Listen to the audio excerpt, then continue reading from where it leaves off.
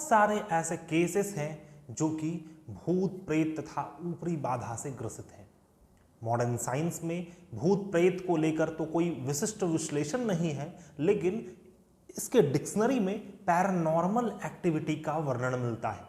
यह paranormal activity ही भूत प्रेत तथा ऊपरी बाधा है। मॉडर्न साइंस के पास इसका अपना कोई गुह्य ज्ञान नहीं है, लेकिन जो आध्यात्मिक ज्ञान है वह भूत प्रेत तथा ऊपरी बाधा को पूर्ण रूप से समझता है तथा इससे संबंधित बहुत सारे अपने विश्लेषण को देता है। तो ज्योतिष शास्त्र एक ऐसा साइंस है जो पूर्ण रूप से हर एक चीजों के प्रति इसका अपना समझ है और इसका एक अपना विश्लेषण है। और आज की इस वीडियो से हम इसी ऊपरी बाधा के ऊपर बात करेंगे। मैं हूं आपका आध्यात्मिक दोस्त डॉक्टर मोहित और वेदसार संसार में आपका स्वागत करता हूं। ज्योतिष शास्त्र में भूत प्रेत तथा ऊपरी बाधा को किस प्रकार से समझा गया है, इससे संबंधित कौन कौन से ग्रह होते हैं, कौन कौन से भाव होते हैं, किस दशा में किसी जातक को भूत प्रेत तथा ऊपरी बाधाएं लग जाती हैं, इसके ऊपर बात करेंगे। कौन सा राशि, वार, तिथि, नक्षत्र, योग तथा करण इससे संबंधित है, कौन से ग्रह युति तथा ग्रहों का कौन सा संबंध इस भूत प्रेत तथा ऊपरी बाधा से संबंधित है तथा प्रेरित करता है कि किसी जातक को इस प्रकार की समस्याएं उत्पन्न हो जो कि अकल्ट है। इससे बचने का क्या उपाय होना चाहिए, इसके ऊपर हम पूर्ण रूप से चर्चा करेंगे। दोस्तों, सबसे पहले तो मैं आपको यह अनुरोध करना चाहूंगा कि यह वीडियो किसी प्रकार के अंधविश्वास को फैलाने के लिए नहीं है। यह मॉडर्न साइंस से संबंधित ही है। बहुत सारे इक्विपमेंट्स, बहुत सारे ऐसे मॉडर्न टेक्नोलॉजी है जो कि पैरानॉर्मल एक्टिविटी को रीड करती है। यही पैरानॉर्मल एक्टिविटियां ही भूत प्रेत तथा ऊपरी बाधा से संबंधित होती हैं, जो कि पूर्ण रूप से किसी जातक को मानसिक तथा शारीरिक रूप से प्रभावित करने का पूर्ण सामर्थ्य रखता है। और यह ज्योतिष शास्त्र इसके उद्घाटन को करने वाला है। बस और बस इसी विषय को लेकर हम आपसे चर्चा करेंगे, अतः इसे आपको एक समबुद्धि होकर समझने का प्रयास करना चाहिए।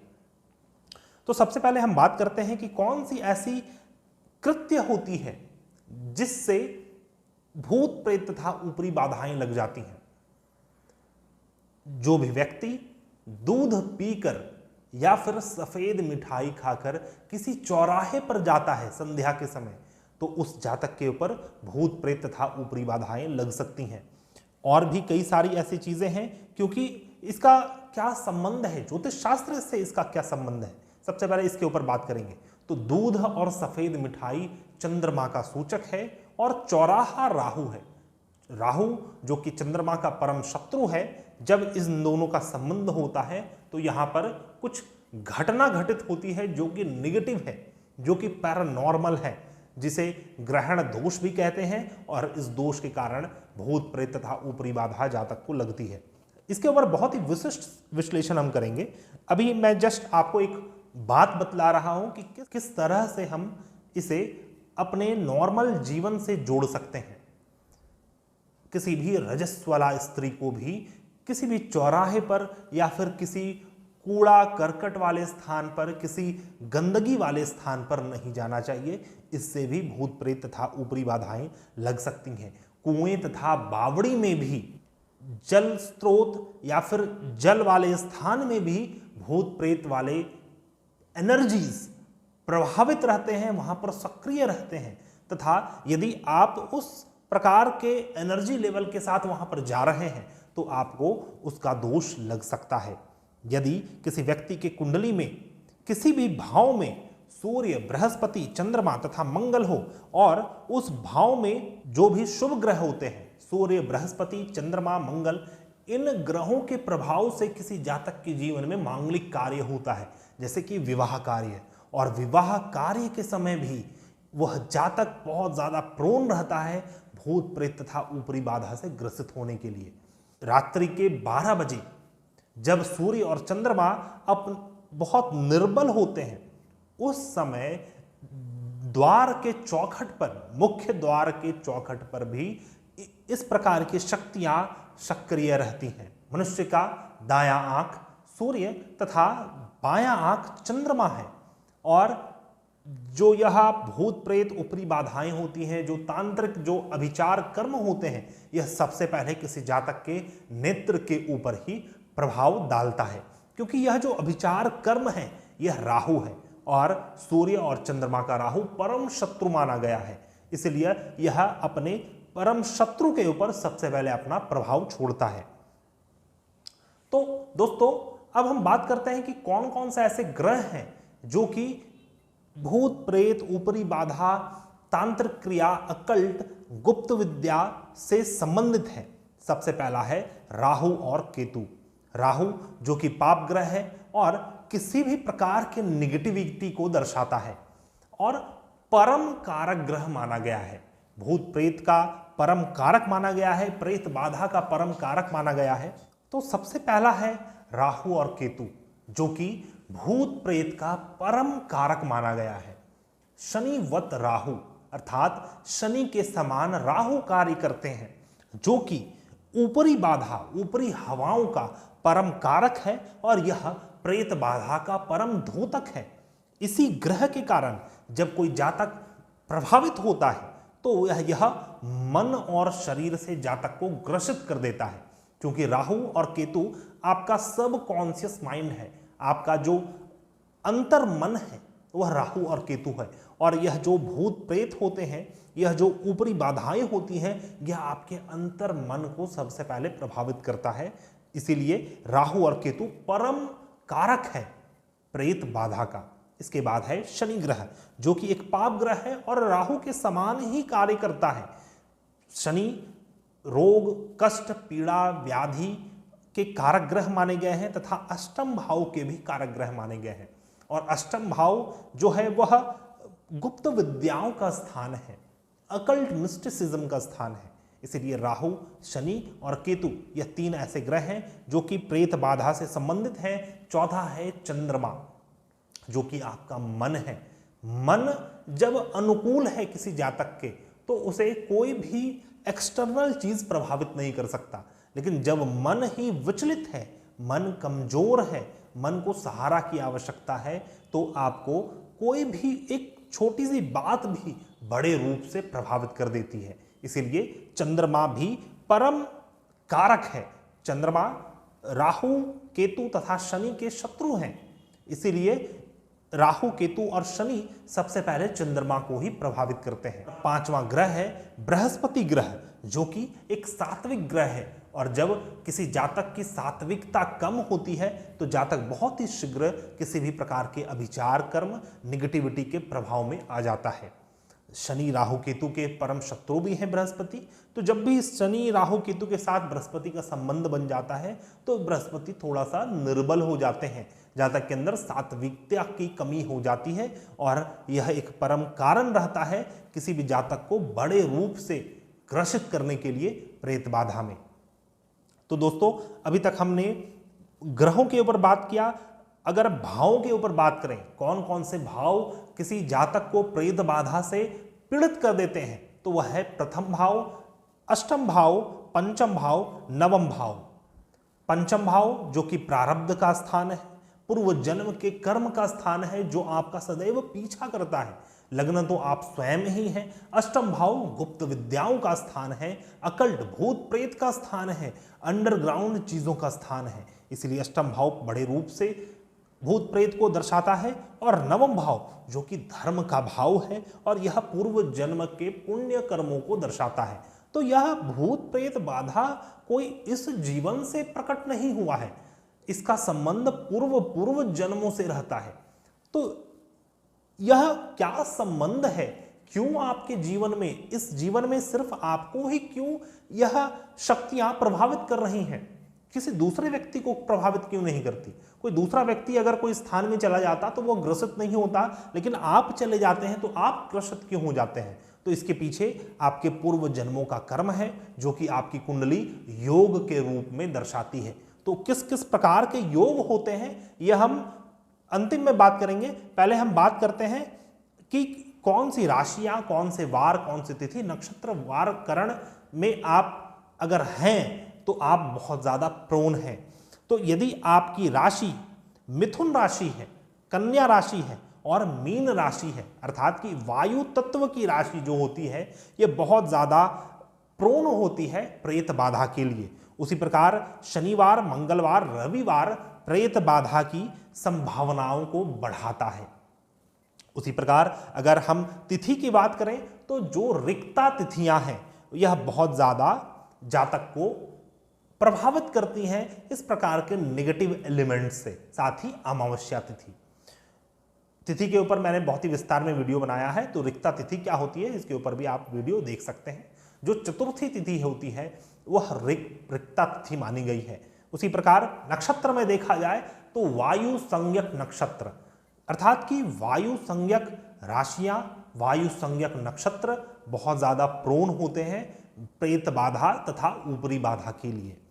योग की बात करें तो विष्कुंभ योग, व्याघ्यात योग, ऐन्द्र योग, व्यतिपात योग, शूल योग, ये सब ऐसे योग हैं यदि आपका जन्म इन योगों में हुआ है तो आप बहुत ज्यादा प्रोन हैं, या फिर किसी भी जातक को जब कोई बाधाएं उत्पन्न होती हैं तो इन्हीं योगों में होती हैं। उसी प्रकार करण में देखा जाए तो विष्टिकरण, जिसे हम भद्रकरण कहते हैं, राहु इसके स्वामी होते हैं। साथ ही किंसधुन कर्ण और नागकर्ण, यह तीन ऐसे करण हैं जो कि जातक को बड़े रूप से प्रेत बाधा से ग्रसित कर सकते हैं। यदि आपका जन्म इन करणों में हुआ है तो भी आप प्रोन हैं प्रेत बाधा के लिए। अब आपको देखना होगा कि आपकी कुंडली में योग बने हैं कि नहीं उस आधार पर, और अगर उस प्रकार के योग बने हैं तो आपको इसका शमन करवाना चाहिए, इससे संबंधित उपाय करना चाहिए, तभी आप इस प्रकार की बाधाओं से बच सकते हैं। तो दोस्तों अब हम दशा के ऊपर बात करते हैं। नॉर्मल सी बात है, जो कि अशुभ ग्रह है जैसे कि शनि, राहु, केतु, ये तीन ऐसे ग्रह हैं, इनकी दशा में अगर आपकी कुंडली में योग बने हैं प्रेत बाधा से रिलेटेड तो इनकी ही दशा में जातक प्रेत बाधा, ऊपरी बाधा से ग्रसित हो जाता है। तो दोस्तों अब हम बात करते हैं कि कुंडली में किस किस प्रकार के योग बने हो तो आपको समझना चाहिए कि यह जातक प्रेत बाधा से ग्रसित हो सकता है। तो सबसे पहला योग है, किसी भी स्त्री की कुंडली में यदि प्रथम भाव या फिर सप्तम भाव में शनि, मंगल और राहु ग्रह विराजमान है तो ऐसी स्त्रियां कभी भी प्रेत बाधा से पीड़ित हो सकती हैं। शनि, मंगल तथा राहु या फिर केतु, तो ऐसी जातिका यदि अपनी रजस्वला स्थिति में किसी अशुभ स्थान में अगर किसी स्मशान से क्रॉस करती हैं या फिर किसी कूड़ा जैसे स्थान में या फिर किसी चौराहे पर जाती हैं तो ऐसी स्त्रियां बहुत ही शीघ्र, क्योंकि ऐसी स्त्रियां उस प्रकार की शक्तियों को अपनी ओर आकर्षित करती हैं, तो इसीलिए यह एक बहुत बड़ा योग है। साथ ही किसी पुरुष की कुंडली में भी यदि अष्टम भाव में हो, यदि लग्नेश के साथ योग बना हो छठे या फिर अष्टम भाव में, या फिर लग्न स्थान में अष्टमेश के साथ योग बना हो, शनि, मंगल, राहु साथ में अष्टमेश बैठे हों, तो ऐसा जातक बहुत ही शीघ्र अभिचार कर्म, तांत्रिक कर्म के प्रभाव में आ जाता है, निगेटिविटी के प्रभाव में आ जाता है। यदि आपकी कुंडली में बृहस्पति ग्रह नीच के हो, अपनी नीच की राशि या फिर नीच के नवमांश में बैठे हो और राहु के साथ उनका संबंध बनता हो तो ऐसा जातक किसी भी चांडाल स्वभाव के व्यक्ति या फिर एनर्जी के प्रभाव में आ जाता है, और ऐसे जातक को सदैव स्मशान से हानि होता है। स्मशान से ऐसे जातक को जिनकी कुंडली में इस प्रकार का चांडाल दोष बना है उनको दूर रहना चाहिए, क्योंकि चांडाल जो है वो सदैव स्मशान में वास करने वाले होते हैं और सदैव निगेटिव प्रकार के कर्म को करते हैं, जो सो कॉल्ड निगेटिव, जो हमारे सामाजिक स्तर से उसे एक निगेटिव कर्म कहा जा सकता है, लेकिन उसकी आवश्यकता है। तो यदि चांडाल दोष वाला जातक उसके संबंध में आता है, उससे निकटतम होता है, स्मशान से निकटतम होता है, तो ऐसे जातक प्रभावित हो जाते हैं। यदि पंचम भाव में शनि ग्रह विराजमान हो तथा यदि राहु ग्रह आपके लग्न स्थान में स्थित हो या फिर नवम और अष्टम में स्थित हो, तब भी ऐसा जातक किसी शुद्र देवी का उपासक होता है और शुद्र चीजों के प्रभाव में आ जाता है। शुद्र देवी क्या होती हैं? जैसे यक्ष, यक्षणियां, जैसे गंधर्व, इस प्रकार की जो देवियां हैं, जो महिषासुर या फिर आदि अनेक राक्षसों के मर्दन के समय देवी ने उत्पन्न किया था, उस प्रकार की शक्तियों का उपासक होता है और उनके शरणागत होता है, उनकी सेवा पानी करने वाला होता है। इसीलिए ऐसा भी जातक सदैव उस प्रकार के शक्तियों का द्योतक होता है, उनको धारण करने वाला होता है। ज्योतिष शास्त्र के कुछ अन्य योगों के ऊपर बात करते हैं जो कि ऊपरी हवा को दर्शाता है, अर्थात ऊपरी हवा के कुछ अन्य मुख्य ज्योतिष शास्त्र के योग के ऊपर बात करते हैं। यदि लग्न पंचम, षष्टम, अष्टम और नवम भाव पर राहु, केतु, शनि, मंगल तथा क्षण चंद्रमा हो और इनके ऊपर पाप प्रभाव हो, पाप ग्रहों की दृष्टि हो, तो ऐसा जातक ऊपरी हवा से ग्रस्त हो जाता है और इससे बहुत ज्यादा पीड़ित होता है। दूसरा योग है, यदि उक्त योग हो जो मैंने कहा कि शनि, मंगल, राहु, केतु तथा क्षण चंद्रमा पंचम, षष्टम आपके लग्न स्थान अष्टम या फिर नवम भाव में हो, तो ऐसा जातक प्रेत पीड़ित तो होता ही है, साथ ही ऐसा जातक के कुंडली में यदि कालचर्प योग बना हो, यदि पितृदोष बना हो, तो ऐसे जातक कभी भी इस प्रकार के बाधा से उबर नहीं पाते। साथ ही इनके साथ साथ इनके घर में भी कोई भी व्यक्ति कभी भी इस बाधा से प्रभावित हो सकता है, उनकी कुंडली में योग बना हो या ना बना हो। तो इस प्रकार का यह योग होता है। यदि पंचम भाव में सूर्य और शनि की युति बनी हो, सप्तम में क्षण चंद्रमा हो, क्षण चंद्रमा का अर्थ है कि जो कमजोर चंद्रमा है, आपका जन्म अमावस्या में हुआ हो या फिर कृष्ण पक्ष त्रयोदशी चतुर्दशी को हुआ हो, या फिर मान लीजिए चंद्रमा आपके कुंडली में कमंद्रम दोष बना रहे हो, राहु के साथ स्थित हो, मंगल के साथ स्थित हो, सूर्य के साथ स्थित हो, तो सप्तम भाव में क्षण चंद्रमा हो, शनि और सूर्य की युति आपके पंचम भाव अर्थात की प्रारब्ध स्थान में बनी हो और बृहस्पति ग्रह द्वादश भाव में स्थित हो, तो भी ऐसा जातक प्रेत बाधा से ग्रसित हो जाता है, भूत प्रेत आदि से ग्रसित हो जाने वाला होता है। यदि लग्न पर क्रूर ग्रह की दृष्टि हो, लग्न निर्बल हो तथा लग्न पर पाप ग्रह की स्थिति पड़ती हो, राहु या केतु की दृष्टि पड़ती हो या फिर लग्न में ही राहु और केतु स्थित हो, तो भी ऐसा जातक जादू टोना या फिर प्रेत बाधा से ग्रसित हो जाने वाला होता है और बहुत ही शीघ्र ऐसे जातक प्रभावित हो जाते हैं निगेटिविटी से, अभिचार कर्म से। नेक्स्ट योग है, यदि लग्न स्थान में राहु ग्रह विराजमान हो, साथ में चंद्रमा हो, चंद्र राहु का ग्रहण दोष बना हो तथा त्रिकोण स्थान में मंगल, शनि या फिर किसी पाप ग्रह की युति बनी हो और उनके ऊपर किसी क्रूर ग्रह की दृष्टि भी पड़ती हो, तो भी ऐसा जातक भूत प्रेत आदि से ग्रसित हो जाता है और इसका निदान पाने में जातक को बहुत परेशानियां उत्पन्न होती हैं। यदि षष्ठेश लग्न स्थान में हो और लग्न निर्बल हो, साथ में उसके ऊपर मंगल की दृष्टि पड़ती हो, तब भी जातक जादू टोना से पीड़ित हो जाता है।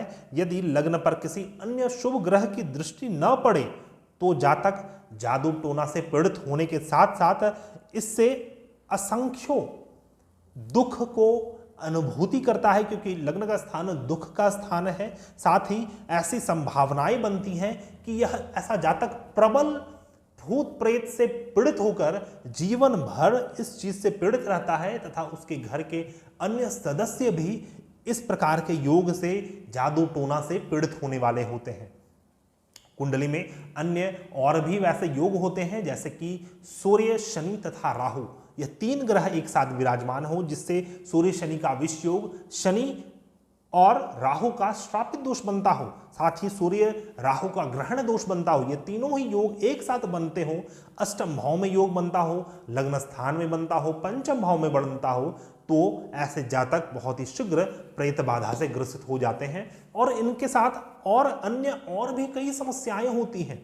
तो किसी भी कुंडली का बहुत ही विशिष्ट विश्लेषण आवश्यक है, तभी हम एक गुह्य विद्या तक, एक गुह्य ज्ञान तक पहुंच सकते हैं कि क्या ऐसा जातक पीड़ित है या नहीं। मेरे पास बहुत सारे ऐसे कुंडलियां आती हैं और उनके बोले बिना ही हमारी तरफ से उनको बतला दिया जाता है कि आप अमुक समय में या फिर अमुक प्रकार से परेशान होंगे, किसी प्रेत बाधा से, किसी श्राप से पीड़ित होंगे, आपके घर में इस प्रकार की समस्याएं होंगी और उसका निदान उस कुंडली के आधार पर ही हो सकता है। अभी बहुत सारे लोग पूछेंगे कि इसका क्या उपाय होना चाहिए। तो कोई भी योग का, मान लीजिए सूर्य राहु ग्रहण दोष, तो सूर्य राहु ग्रहण दोष का कोई एक अपना उपाय नहीं है कि ये उपाय आपने कर लिया तो वह योग ठीक हो जाएगा आपका। किस प्रकार की कुंडली है, कौन से ग्रह किस स्थान के स्वामी हैं, किन किन ग्रहों की दृष्टि पड़ रही है, कितना उस ग्रह का टेंडेंसी है, उस योग का कितना टेंडेंसी है, कितने टेंडेंसी के साथ वो आपको प्रभावित करने वाला है, नवमांश में उसकी क्या स्थिति है, इन सभी चीजों को देखकर, साथ ही किस प्रकार की दशाओं से आप चल रहे हैं, इन सभी चीजों को देखकर ही हम एक सटीक उपाय तक पहुंच सकते हैं कि किस प्रकार के आप उपाय करें तो आपको लाभ हो। लेकिन उसके बचाव के कुछ उपाय होते हैं, उसके बचाव के कुछ टोटका होता है जिसे आप समझ सकते हैं और उससे करके आप लाभान्वित हो सकते हैं। यदि रविवार को अपने बाह पर काला धतूरा का जड़ बांध लिया जाए तो ऐसे जातक के ऊपर से प्रेत बाधाएं समाप्त हो जाती हैं।